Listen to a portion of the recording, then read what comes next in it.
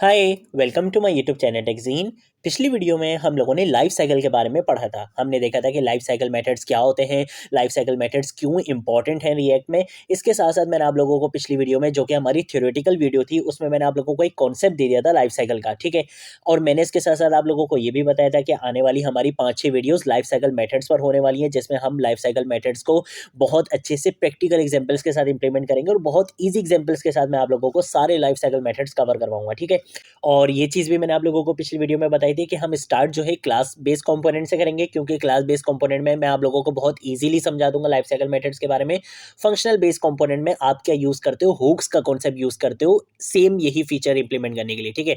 Life cycle methods को implement करने के लिए आप क्या यूज़ करते हो, फंक्शनल कंपोनेंट में हुक्स का कॉन्सेप्ट इंप्लीमेंट करते हो। तो पहले हम क्लास बेस्ड कंपोनेंट कर लेते हैं, एक अच्छे से कॉन्सेप्ट समझ लेते हैं, उसके बाद फिर हम फंक्शनल बेस्ड कंपोनेंट में हुक्स का कॉन्सेप्ट स्टार्ट करेंगे, ठीक है। तो मैं क्या करूंगा, मैं सबसे पहले यहाँ पर आऊंगा और यहाँ पर आने के बाद मैं एसआरसी फोल्डर में आकर यहाँ पर मैं एक फाइल बनाऊंगा, किस नाम से, कंस्ट्रक्टर के नाम से, क्योंकि जो पहला लाइफ साइकिल मेथड हम पढ़ने वाले हैं वो है हमारा कंस्ट्रक्टर का, ठीक है। उसके बाद यहाँ पर आने के बाद मैं यहाँ पे लिखूंगा RCE।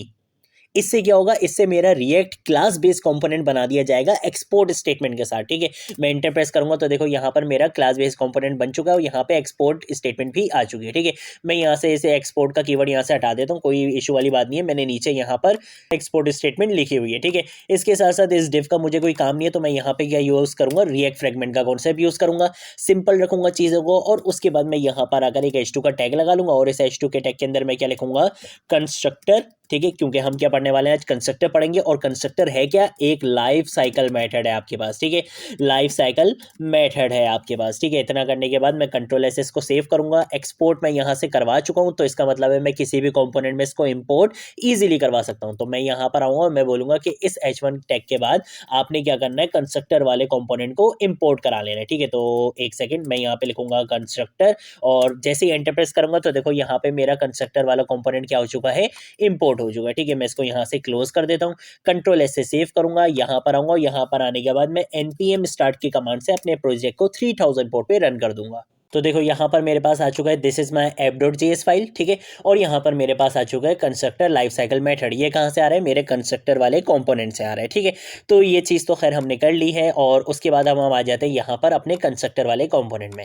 अब अगर मैं बात करूँ कंस्ट्रक्टर की, कंस्ट्रक्टर क्या होता है, हमने C++ में भी कंस्ट्रक्टर पढ़ा था। जिसने C++ पढ़ी है उसको पता होगा, जिसने जावा पढ़ी है उसको भी पता होगा कि कंस्ट्रक्टर क्या होता है, ठीक है। जिसने जावास्क्रिप्ट पढ़ी है उसको भी पता होगा कंस्ट्रक्टर क्या होता है।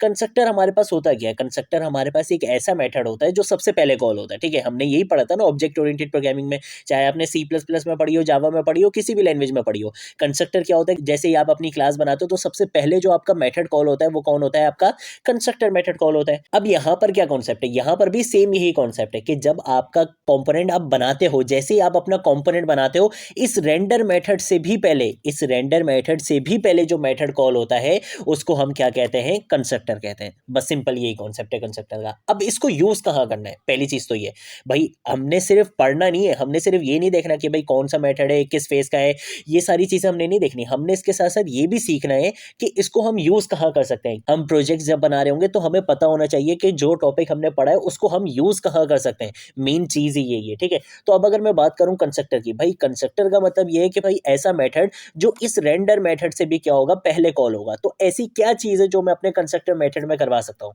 आप स्टेट्स को कहाँ पे इनिशियलाइज करवा सकते हो, कंस्ट्रक्टर मेथड में इनिशियलाइज करवा सकते हो, ताकि आपके इस HTML के रेंडर होने से पहले, आपके कंपोनेंट के रेंडर होने से पहले आपकी स्टेट सारी क्या हो जाए, इनिशियलाइज हो जाए, आपकी स्टेट सारी रेडी हो जाए। और फिर जैसे ही आपका कंपोनेंट क्या हो, रेंडर हो, उसके बाद आप इजीली उनको यूज कर लो। तो इस वजह से आप क्या कर सकते हो, आपको जितने भी प्रॉप्स इनिशियलाइज करवाने हो, आपको जो भी चीजें इनिशियलाइज करवानी हो, वो आप कहाँ पे करवा सकते हो, कंस्ट्रक्टर मेथड में करवा सकते हो। तो इससे क्या होगा कि आपका कंपोनेंट रेडी होने से पहले आपकी सारी चीजें क्या हो जाएंगी, इनिशियलाइज हो जाएंगी। और जैसे ही फिर आपका कंपोनेंट रेडी होगा, जहां जहां आपने उन चीजों को यूज करा होगा, वहां वहां वो चीजें क्या हो जाएंगी, यूज हो जाएंगी। तो इस वजह से आप क्या करते हो, कंस्ट्रक्टर मेथड का यूज करते हो, ठीक है। अब एक चीज तो हमने देख ली कि भाई क्या चीजें हम यूज कर सकते हैं। क्या चीज़ें यूज़ नहीं करनी चाहिए, हमें वो भी पता होना चाहिए, वो भी हमारी बेस्ट प्रैक्टिसेस में इंक्लूड होता है। हमें कभी भी एपीआई का कॉन्सेप्ट हमें कंस्ट्रक्टर में यूज़ नहीं करना चाहिए।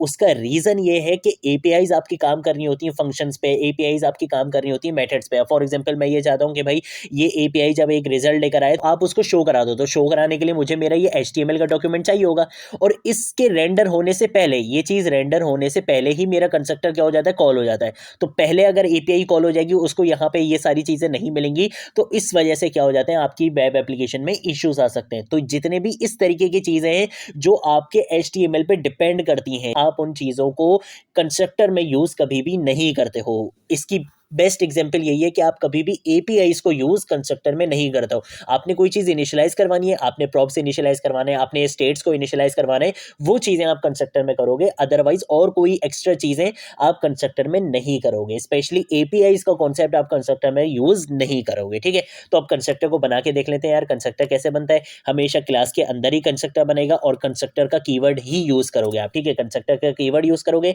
यहाँ पे पैरेंथेसिस लगाओगे, पैरेंथेसिस के बाद कर्ली ब्रेसेस लगा लोगे। ये आपने कंस्ट्रक्टर मेथड यहाँ पर बना ली है।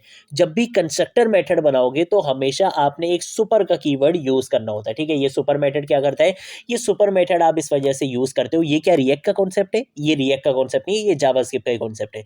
सुपर का कीवर्ड आप इस वजह से यूज़ करते हो कि जब आप यहाँ पे इनहेरिटेंस करवाते हो, ये जो मेरी कंस्ट्रक्टर वाली क्लास है, ये किससे इनहेरिट हुई हुई है? कंपोनेंट वाली क्लास से, ठीक है? कंपोनेंट वाली क्लास से क्या हुई हुई है? इनहेरिट हुई हुई है। तो आपने क्या करना होता है, यहाँ पे सुपर का कीवर्ड लाजमी लिखना होता है, ताकि जब आप इस क्लास का कंस्ट्रक्टर कॉल करवाओगे तो आपकी जो पेरेंट क्लास है, पेरेंट क्लास कौन सी? ये कंपोनेंट वाली क्लास है, तो ये सुपर का कीवर्ड क्या करता है, इस पेरेंट क्लास का भी कंस्ट्रक्टर कॉल कर देता है, ठीक है? तो ये चीज आपने करना जरूरी होती है। अगर आप ये सुपर का कीवर्ड यूज नहीं करोगे, आपके पास एरर आएगा, ठीक है?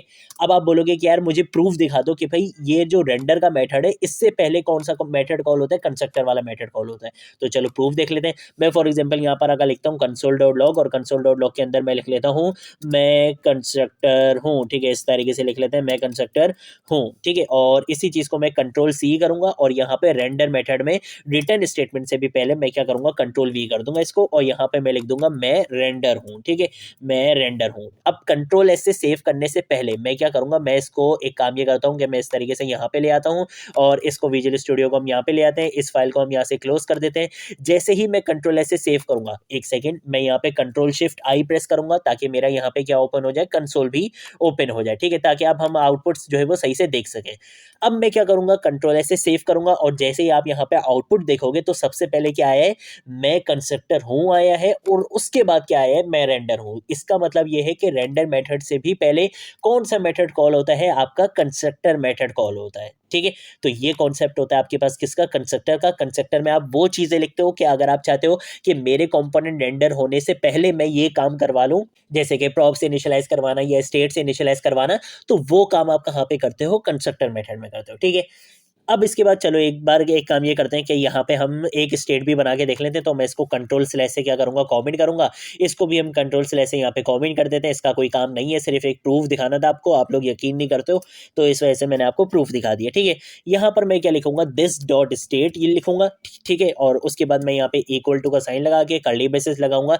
ये मैंने यहाँ पे स्टेट अपनी बना ली है, ठीक है? इस स्टेट के अंदर मैं नाम क्या दूंगा, मैं नेम के नाम से कोई एक स्टेट बना लेता हूँ, ठीक है? तो मैंने यहाँ पे लिखा नेम, और इसके अंदर मैं डेटा क्या लिखूंगा, मैं लिख लूंगा फरजीन अली, फरजीन अली, ठीक है? तो यहाँ पे मैंने क्या लिख लिया, फरजीन अली लिख लिया है। अब इसको कॉल कैसे करवाते हैं, तो कॉल करवाने के लिए मैं काम ये करता हूँ कि मैं यहाँ पर आने के बाद एक H3 का टैग लगा लूंगा, और इस H3 के टैग के अंदर मैं लिखूंगा हेलो, और हेलो के बाद मैं यहाँ पे क्या यूज करूंगा, कर्ली ब्रेसेस यूज करूंगा, और इसके अंदर मैं लिखूंगा this dot state dot name लिखूंगा मैं यहाँ पे। और अब अगर मैं कंट्रोल एस से सेव करूंगा, यहाँ पे आपको दिखाऊंगा, तो देखो यहाँ पे एक H3 का टैग आ चुका है, जिसके अंदर क्या लिखा हुआ है, हेलो फरजीन अली लिखा हुआ है, ठीक है? तो इस तरीके से आप क्या कर सकते हो, आप अपने कंस्ट्रक्टर को कॉल करवा सकते हो, आप स्टेट्स को इनिशियलाइज करवा सकते हो। आप यहाँ पे देख सकते हो कि मैंने क्या करा, यहाँ पे अपनी स्टेट को क्या कर दिया, इनिशियलाइज कर लिया। तो रेंडर मेथड कॉल होने से पहले मेरी क्या हो जाएगी, स्टेट यहाँ पे इनिशियलाइज हो जाएगी, और फिर मैं इजीली यहाँ पे अपनी स्टेट को यूज कर सकता हूँ। तो ये कॉन्सेप्ट होता है आपके पास कंस्ट्रक्टर का। अगर कोई चीज़ नहीं समझ आए, नीचे कॉमेंट सेक्शन में पूछ लेना, सोशल मीडिया अकाउंट से पूछ लेना, मैं ज़रूर आप लोगों को रिस्पॉन्ड करूंगा। आगे आने वाली वीडियोज़ में भी हम लाइफ साइकिल मेथड्स पढ़ेंगे, ठीक है? सारे लाइफ साइकिल मेथड्स में आप लोगों को बहुत ईजी एग्जाम्पल्स के साथ समझाऊंगा कहाँ पर यूज़ करना चाहिए, कहाँ पर यूज़ नहीं करना चाहिए, सारी चीज़ें कवर करवाऊँगा, तो बिल्कुल भी टेंशन नहीं लेनी है। इसके साथ-साथ अगर अभी तक आप लोगों ने इस रिएक्ट जेएस की प्लेलिस्ट को एक्सेस नहीं करा है, तो भाई जल्दी से इस प्लेलिस्ट को एक्सेस कर लो, ज़्यादा से ज़्यादा शेयर करो, क्योंकि यहाँ पर आपको रिएक्ट जेएस बिगिनर से एडवांस लेवल तक सिखाई जाएगी, ठीक है? तो इस प्लेलिस्ट को आपने ज़रूर एक्सेस करना है। आज की वीडियो के लिए इतना ही, अब हम मिलेंगे नेक्स्ट वीडियो में नेक्स्ट टॉपिक के साथ, तब तक के लिए बाय बाय।